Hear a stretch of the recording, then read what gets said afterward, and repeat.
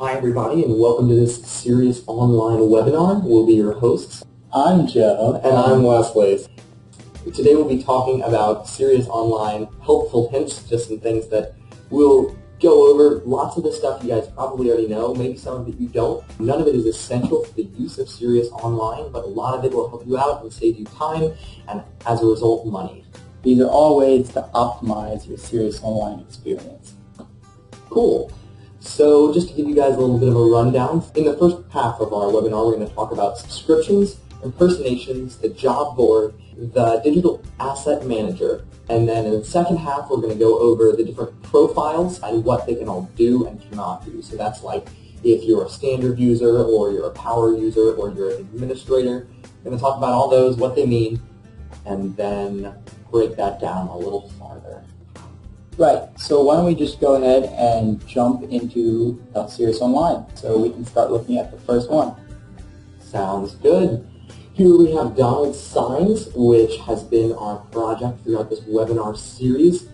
If you haven't seen it already, we go through in a webinar and we create this as well as two of their customer websites, both the Fancy Steak Place and Pacific Northwest Banking. Those are great if you're setting up online for the first time. I recommend you go check those out. But we're going to start with subscriptions. And you know, Joe, I honestly don't know too much about them. Can you maybe explain to me what a subscription is? Yeah, sure. So a subscription is just a way to track different events and what's going on. And you start with a couple preloaded, but you have the ability to create subscriptions, and that way you can monitor every event. You can have Serious Online send you an email whenever anything that you want to happen happens, and that gives you lets you be as involved in the process as you want. Whoa, hold on. You said you can be pre-subscribed to things? I'm a little bit lost. Can you walk me through? Right. So you're going to see subscriptions inside employee or contacts setup tab. So we're going to go in and we're going to look at your employee record. So over here you have your notifications, and those are just subscriptions that are pre-subscribed. So you start off with these because we think they're kind of important. And so you can see you have do not monitor this event, send to my Serious inbox, or send to my email. And you can look at what the different events are. But today we're going to talk about the process of custom subscriptions. And you can view those under your login tab under this little button here that says view subscriptions. So you can see we have one created. It's to send Donald Trump an email whenever an order is created. Okay. You can have an online alert which will show up in your Serious inbox right here. Oh, that's pretty cool. It's still a little bit fuzzy. Is it okay if we go ahead and make one? Yeah, absolutely. Why don't we go down to the settings tab and we'll go ahead and make a subscription. So if you scroll all the way down here to your customer information and then you hit create a subscription. Now, it's a little bit of binary logic. It's if this, then that. So whenever a order is paid with PayPal, then Serious will send you an email. All right. And so this is for Donald Trump's employee, Eliza Doolittle. And so we want it to be any company, any contact, and any product. So whenever any of them pay an order with PayPal, it will send an email to Eliza Doolittle. Or maybe we just want it to be the Fancy Steak Place. So whenever the Fancy Steak Place pays us, we're going to get an email. Whenever they pay you with PayPal, right? Correct. Gotcha. And then it's set up to an employee, Eliza Doolittle. Alrighty. And the email address that we're sending it to, is that Eliza's email or is that Donald's email since we're on his user? Well, we're on his user, which is why it preloads his email, but we're going to go ahead and enter it to Eliza Doolittle at gmail.com. Gotcha. Right. And so then you have the text and the subject, and all this is customizable. So the subject is going to be, we just got paid, and the message is, yay! I see. It's very professional of Eliza. Right. Well, she likes to celebrate when things go their way. Absolutely. So, and then you can go over here, you hit create subscription, and it takes you back to the settings. Now, how do you know where that subscription is, or how do you edit it? If you go to set up additional employees, and you can see Eliza Doolittle's employees, permissions, view subscriptions, there, order PayPal, send to email. Boom. And come clean here, guys, when we were practicing the website, we set up another one. So that's why there are two, but if you were to do this for yourself, you wouldn't see a duplicate there. Right. Well, you might have two if it's, say, a different company or that's a different contact. So yeah, there is actually a good reason where you might have two. Okay. So that's about it for subscription. Now, Wes, I got a question for you. Shoot. I've always been a little bit confused about the impersonations tab and what exactly you're seeing and what they're seeing, and it's all just confusing. Could you explain that to me? I can try my darndest. So Cyrious Online has the function of impersonating someone else. And let me clarify exactly what that means. What that means is that an employee of your business that can log into the employee website has the ability to see what a customer sees using the customer website. And that is very fuzzy at the moment, I'm sure, but let's just hang with me and I'll show you how that's done. The first thing you're going to want to do is right up here where you see your username, we're logged in as DonaldMillionaireTrump@gmail.com. We're going to click the down arrow here and say change customer website. Now the background grays out and we get this box that says change customer website, and there's a drop down with the employee website, which is where we are now, and then both the Pacific Northwest Banking and the Fancy Steak Place are examples of customer websites. Other websites that the employee website monitors and has access to that we can alternate through. So we're going to go ahead and click on the Fancy Steak Place, and then we're going to hit change. And you'll see in the background, you get this loading screen, and it shows you what a Fancy Steak Place employee would see if they logged on. So that's exactly what a Fancy Steak Place employee sees? Well, it's funny that you should ask that. It's not exactly what a Fancy Steak Place employee would see, but it's similar. And what I mean by that is when you see here this burgundy box, all of that is going to be exactly what your contact sees. So everything from, if you scroll down here, you'll see their products, the different things that they can buy. You'll see the cart, which is how they order, and you'll see your choice groups here. Those are all going to be the same if you are logged on as a contact. But at the top, you'll see you're still currently logged on as Donald Trump, who is an employee of the business. And so what does that mean? Well, it means that if you go to the settings tab here, even though the color scheme is the same as the color scheme for the customer website, you still have full access to the settings and options that an administrator has on the employee website. So this would look very different if a customer on a customer website logged on. So customers won't have the ability to say 2A, set up your products. No. Setting up products, setting up customer websites, those are things that can only be done by an employee of the business. Okay, great. I think I understand now. How do you get out of it? Well, that's a great question. To get out of impersonating another company, the easiest thing to do, go back to your username, which shouldn't have changed. It should still be the employee's email address. You'll hit that down button and say change customer website. You'll see the Fancy Steak Place here is the customer website, which you are impersonating. To get back to the employee website, you can click the drop down and click employee website, or you can just hit the reset button, which has appeared since you're impersonating. Okay, and now it's your website again with your color scheme and all of your pictures and all of that. Absolutely. What's next to talk about, Joe? Great. Well, one thing that I'd like to explain is the job board. Oh yeah, I don't really know much about that. Well, I'll tell you why. It's kind of hidden. It's a useful little feature, but if you come and you look over here, you don't see a button for the job board. There's nothing over here, right? Well, that's because the job board is kind of a sub-function of the ordering tab. Let's just go and click on the ordering tab and we can look at it. What is the job board? Well, the job board allows you to see all of the orders just like the ordering tab allows you to see all of the orders, but it's got different information and different abilities. So the sharper viewers might have noticed if you hover over orders, job board appears. So you can click on it like that, or you can get to it from the down arrow and the job board is right there. Yeah, I had no idea that was even there. Yeah, So as you can see all the different orders, what status there is, but unlike the Orders tab, you have the ability to change the status. So if something is released, that means it's been approved, but hasn't been paid or delivered yet. Let's say Eliza Doolittle gets an email through the subscription she just set up because the fancy steak place paid. So that's great. Now you can see it's updated to released, and that little button's gone away.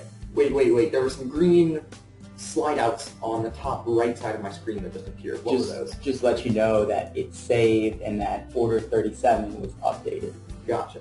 But we finished it and we shipped it and it just got delivered. So we're gonna celebrate, press the delivered button, change it save, Order 37 delivered, and look, it's gone. It's no longer in the job board, its status is closed. The job board only shows open orders. I see. So if I did want to go see Orders 37, that it was closed, how would I go about looking at that? You could come back to the Orders tab, and if you searched for Order 37, it would pop up. There we go. And you can see the job board is only for live orders to see what you need to do. Gotcha. And let's say you want to go and you want to change it from pre-release to release. Well, if you go into the order number, you can do everything you can do from the Orders tab. It's a more in-depth version, and you can approve it, and that will switch the status from released or from pre-release to release. Let's go back to the job board, and you can see now it's released. Gotcha. So the job board is kind of like in between the Orders tab and the specific order that you're in, and you have a little bit of functionality from this, but you also can see an overview of everything you have on tap. Yeah, so the job board is only things that you're working on right now. Orders tab, you can see everything, you can see all your history. If you just want a simple list of what you're looking at, job board. You've got a little bit of ability, and you've got the ability to go into an order and really edit it hard from inside the order right there. Sweet. All right, well, the next thing we're going to talk about is the different profiles and what they can do and what they can't do. For those of you who are just joining us, we're going to flip back over to the PowerPoint, and there are different levels of users. There's like a standard user, there's an advanced user, and right now we're going to talk about the difference between all of those different levels and what they can and can't do. Right, so we're going to start with the most basic, and then we'll move up. And one thing that's important to remember is that anything that a lower level contact can do, a higher level contact can do. And anything that a lower level business employee can do, a higher level business employee can do. So we didn't bother to relist everything 10 different times. Just remember that as we move up, you have all of the privileges of the lower level contacts. All right, so the very first user, this is the bottom level, they can do the least things on Cyrious Online, is a contact standard user, which means that they have access to a specific customer website, so they are a contact, and they're a standard user, so it's the bottom of the line. Mm-hmm. So all they can do is view the products on the website that their company is listed under, and place orders and view the orders that they have placed. So can they view the orders that other people in their company have placed? No, you'll need a higher level of authorization for that. So just if I order that poster of Billy Joel, I can see that, but I can't see Sarah's order of Billy Joel. No, not at all. And you can also edit your contact profile, so you can upload an image. You have access to one of those digital asset libraries. You can upload whatever you want. And you can view and upload to the company-wide asset library. You can create personal subscriptions for yourself and edit those subscriptions. Gotcha. All right, so the next level of user above the standard user for contacts is the contact advanced user. So again, they can do everything that the standard users can do, but they can also view a company profile with the quick view tabs only. So they can view like the address, and they can view locators, and they can view the telephone. They can edit all that too, but you can't go add a new contact if you're an advanced user. Gotcha. And then they can also view orders for the whole company. So this time, I would be able to view Sarah's Billy Joel poster, right? Although you wouldn't be able to edit it. So, and then up above the advanced user, there's the company administrator. So they can view the whole company profile, not just a quick view tab. They can add new contacts in the company profile. They can set the permissions. All of that's done editing the company profile, and they can reset the password for any contacts in the company. I see. That can come in real handy if some of your standard users forget their password. You can just go and reset it for them. So that's the highest level in just a company, but there is something called the customer website administrator, and that's still a contact in a company, but you've got quite a bit more power. From the website administrator, you can view all the companies that are under the website, since oftentimes you'll have different companies, or maybe the same quote company unquote, but different branches or different locations. They'll all have the same customer website. You can view all of those companies as well as their contacts. Right. You can also add a new company. So this is the first contact that you can see that can edit part of Cyrious Online. They can add companies, and with that they have to be able to add contact. They can also view the asset library for any company that, again, that's under their customer website. Right. And they can view all the orders for the customer website. Alrighty.